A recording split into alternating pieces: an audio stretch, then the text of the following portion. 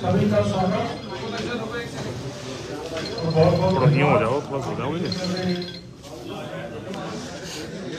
आपको परेशानी हुई। आज की पत्रकार वार्ता वरिष्ठ अध्यापक पेपर लीक को पर है। तो आपको जानकारी है कि राजस्थान में अब तक 16 परीक्षाएं हुई हैं। पूरी की पूरी परीक्षाओं का हर पेपर लीक हुआ है और कुछ आंदोलन के कारण और कुछ दूसरी सूचनाओं के कारण 10 परीक्षाएं अब तक रद्द की। ये जो वरिष्ठ, ये 15 दिन पहले ही ढाका और सुरेश ढाका के दोस्त भूपेंद्र को मिल गया था। आरपीएससी चेयरमैन का बयान आज आपने पढ़ा होगा, तो भास्कर में छपा था।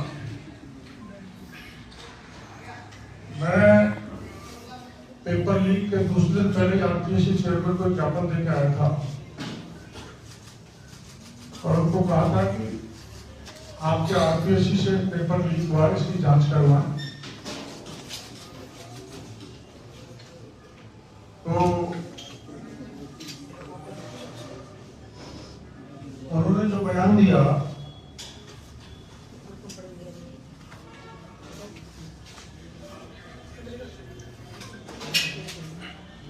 और चेयरमैन साहब का कहना था कि गोपनीय शाखा पेपर हैंडलिंग नहीं करती है।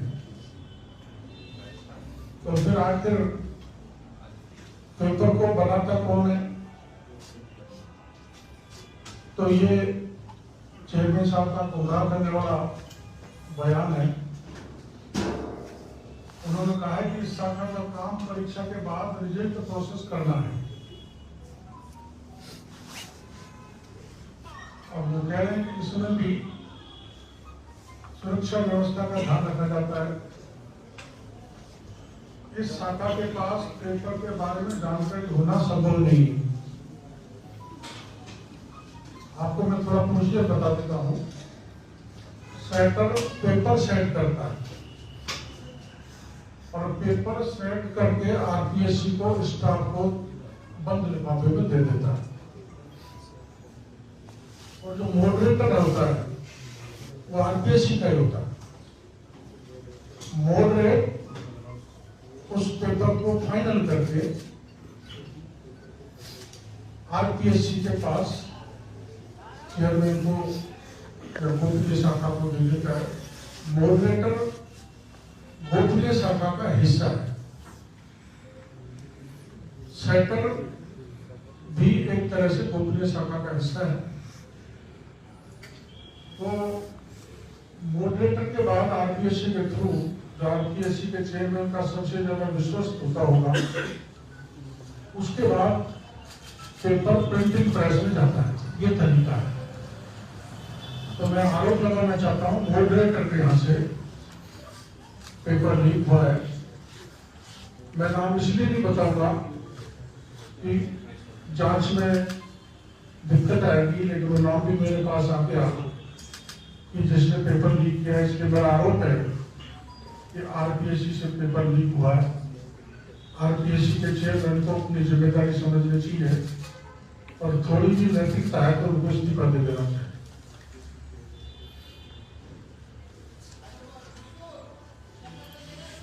परीक्षा को कंडक्ट कराना ही नहीं, गोपनीयता रखना भी परीक्षा केंद्र तक, ये सारा आरपीएससी का काम है।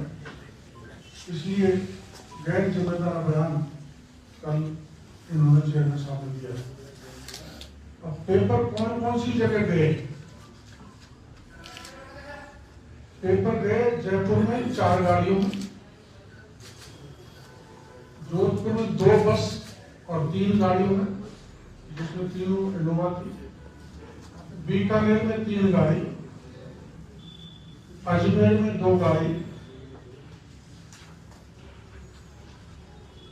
अलवर में 4 गाड़ी, भरतपुर में 5 गाड़ी दौसा में 2 गाड़ी, कोटा में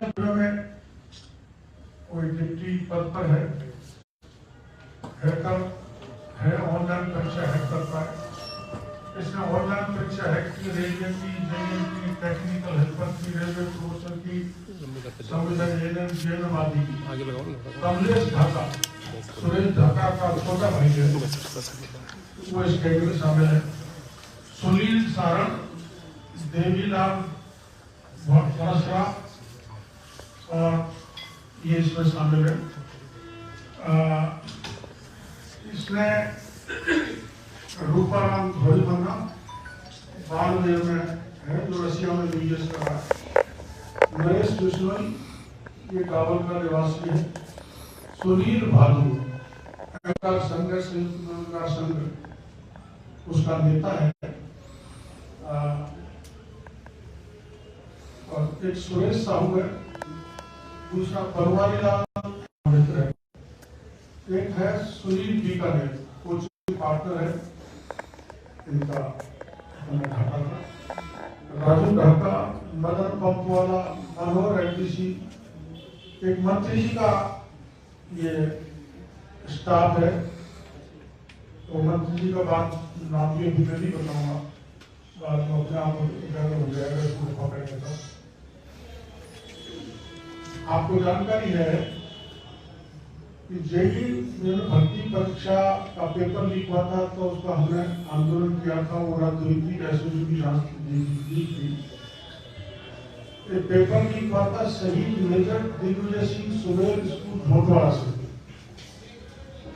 उसकी स्कूल में कार्यरत परीक्षा प्रभारी लाइब्रेरियन पीटीआई जगदीश यादव ने पेपर दिया था भूपेंद्र और सुरेश ढाका को।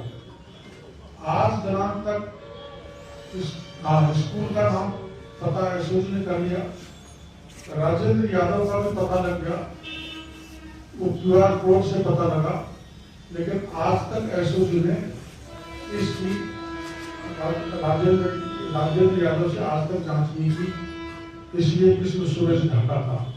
मैं एसओजी की भूमिका बता रहा हूँ कितनी पक्षपात हो रही है। सुरेश ढाका जयपुर में लंबे समय से कोचिंग चला, उस कोचिंग का नाम था उमंग। जब इनका नाम पेपर लीक आया सुरेश ढाका में, कई पेपर लीक में, तो सुरेश ढाका ने कोचिंग का नाम बदलकर अधिगम कोचिंग कर दिया। उसी जगह उसका नाम अधिगम कोचिंग कर दिया। मैंने पहले की पत्रकार वार्ता में आपको बताया था कि सुरेश ढाका ने आरएस परीक्षा 2018, अगर आपको ध्यान हो तो 2021 कांस्टेबल पेपर लीक में पत्रकार वार्ता में मैंने आपको बताया था सुरेश ढाका का हाथ है। कई मीडिया के भाइयों ने उसको छापा भी था, लेकिन इनके रसूखात बहुत ज्यादा है सुरेश ढाका के, बड़ा पैसे वाला है। और किन किन से रसूखात है, उन दल के नेताओं से, उनका मैं नाम बताना ठीक नहीं समझता, हो सकता है उनके कारण बसता है। इसके दूसरे साथी जो ढाका का है भूपेंद्र भूपी, इसके साथ कुछ पुलिस के लोग मिलकर भी पेपर लीक करते हैं और कुछ एसओजी के लोग भी उसमें शामिल हैं। मैंने पहले पत्रकार वार्ता में आपको बताया था कि एसओजी के लीक पेपर के जांच अधिकारी, मेरा नाम लिया था मोहन कोसवाल, वो इससे मिले हुए लीक पेपर लीक वालों से। और एक केंद्रीय जांच एजेंसी का एक व्यक्ति है, वो भी इससे मिला हुआ है, वो भी मैं इस समय बात नाम बताना ठीक नहीं समझता कि पुलिस की जांच में फर्क पड़ेगा। ढाका जो सुरेश ढाका है, उनकी एसओजी के एक अफसर की और सेंट्रल एजेंसी के एक अफसर की प्रॉपर्टी में साइलेंट पार्टनरशिप है, जिनको जानकारी है कि ढाका इस ढंग के अवैध अनैतिक काम करता है और वो समय समय पर ढाका को बचाते रहते हैं। सुरेश ढाका